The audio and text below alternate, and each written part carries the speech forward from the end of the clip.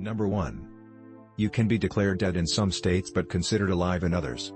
That's because New York and New Jersey allow families to reject the concept of brain death if it goes against their religious beliefs. Number 2. One of the first visible signs of death is when the eyes cloud over, as fluid and oxygen stop flowing to the corneas. That can happen within 10 minutes after death if the eyes were open, and 24 hours if the eyes were closed. Number 3.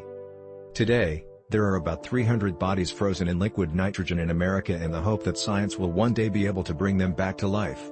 Contrary to popular belief, Walt Disney is not one of them. Number 4. It's a myth that hair and nails grow after death.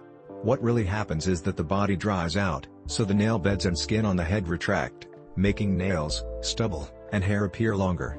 Number 5. Rigor mortis is only temporary. It's a result of certain fibers in the muscle cells becoming linked by chemical bonds, but usually goes away in a day or two as those bonds break down. How long it lasts depends on the temperature in the environment, among other factors. Number 6. Two of the gases responsible for the distinctive smell of death are called putrescine and cadaverine. They're produced when bacteria break down the amino acids ornithine and lysine, respectively. Number 7. Bodies can become covered in what looks like soap after death.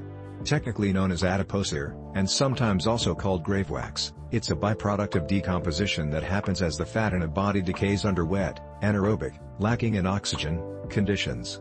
Philadelphia's Mutter Museum and Washington, D.C., Smithsonian each have an adipocere-covered corpse on display. Number 8. There are more than 200 corpses of failed climbers frozen on Mount Everest. Number 9. The low temperature, low oxygen, highly acidic environmental conditions of European peat bogs can preserve bodies with remarkable detail for centuries, and even millennia.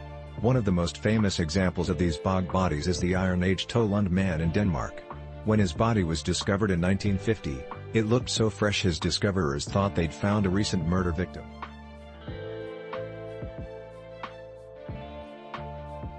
Number 10.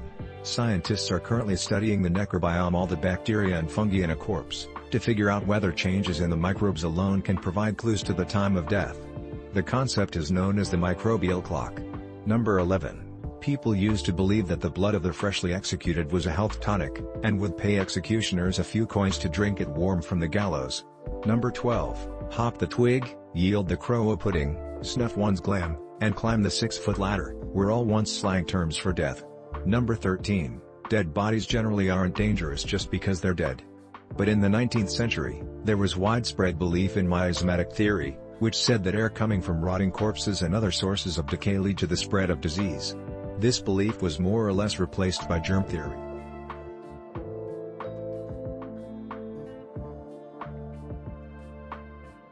Number 14. Embalming is rarely required by law, except in certain situations where bodies leave state borders. Number 15. The average human body produces between 3 and 9 pounds of cremated remains after being burned. The cremation chamber, known as a retort, can get as hot as 2000 degrees Fahrenheit. Number 16. The Victorians often took photos of dead loved ones as part of their grieving process. These post-mortem photographs became keepsakes that were displayed in homes, sent to friends and relatives, and worn inside lockets. Number 17. In at least one version of telegraph code, LOL meant loss of life. Number 18. In 897, Pope Stephen VI had the corpse of a previous pope, Formosus, exhumed, perched on a throne, and questioned about his crimes, which were mostly about being on the wrong side of a political struggle. The event is known as the Cadaver Synod. Number 19. The term mortician was invented as part of a PR campaign by the funeral industry, which felt it was more customer-friendly than undertaker.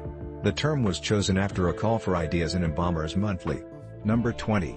The embalming of Abraham Lincoln for the journey from Washington, D.C., to Springfield, Illinois, is widely credited with encouraging everyday acceptance of the practice.